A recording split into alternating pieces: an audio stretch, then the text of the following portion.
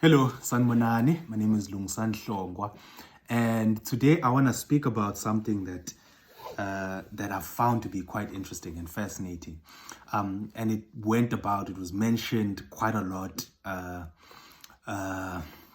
some time ago, especially regarding Floyd Shivambu, when he joined the MK party and him leaving the MK party and him wanting to start a new party, and the conversations about that. And the thing is charisma, you know. It was being mentioned quite a lot that no, he doesn't have charisma.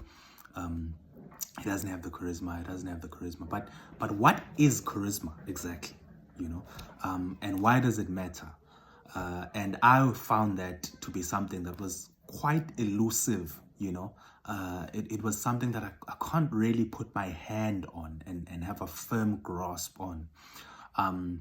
But I was helped by a book that speaks about it. There's a chapter in the book about charisma. The book is The Art of Seduction by Robert Greene. And it basically talks about the ways of persuasion, the ways of being able to influence people. And the charismatic is a type of influence, or charisma is a type of way of influencing people, and goes into it, right? But this is how he describes charisma, right? It's like charisma is a presence that excites us. It comes from an inner quality, self-confidence, a sense of purpose, contentment that most people lack and want.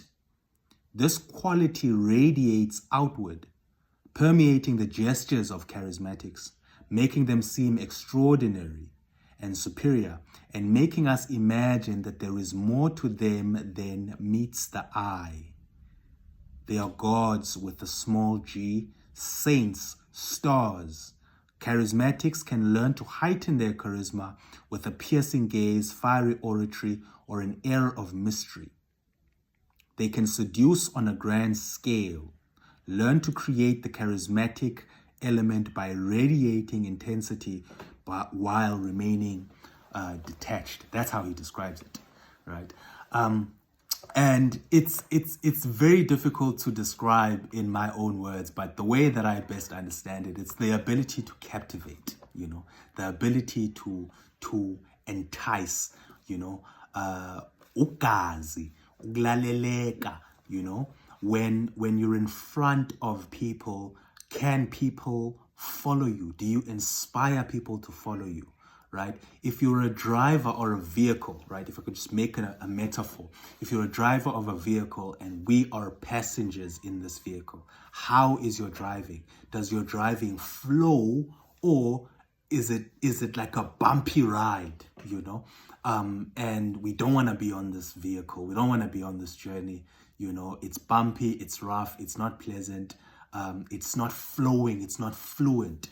Right? So a charismatic is somebody that has that ability to drive smoothly, to drive in a fluent way, to drive in a way that is clear, that entices you to follow and to listen. Whereas other people, like unfortunately Floyd, he's just a bit bumpy, even in his speech and the way that he articulates himself. It's not enticing and captivating.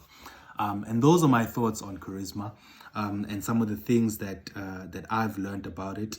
But there's some qualities as well that create charisma, because though some are born with it, I do believe it's something that can be cultivated and that can be harnessed, right? And some of the qualities that help to enhance your charisma are self-confidence, a sense of purpose, a sense of contentment, boldness, serenity, mystery, eloquence, especially in speech, theatricality or showmanship, vulnerability, magnetism, and fervency, which is my personal favorite, which is fervency. When you speak and say things, do we get the sense that you mean them, you know? That's something that I sometimes struggle with when I listen to a Floyd. It feels very intellectual, feels very academic, but it doesn't feel like it comes from his stomach, you know.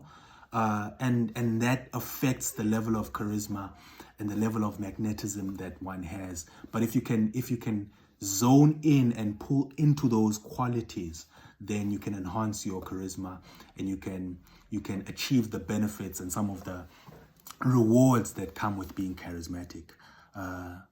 Text me or comment in the comment section. Let me know what you think. Sharp.